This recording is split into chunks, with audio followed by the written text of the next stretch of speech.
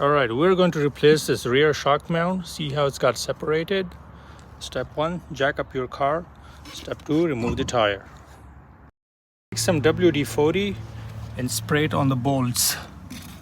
So right there and on that one, and then one on the bottom. So remove this bolt right here, and then you're going to take out the shock absorber like so. So you see, that's the broken piece. And now you're going to remove that bolt and that bolt.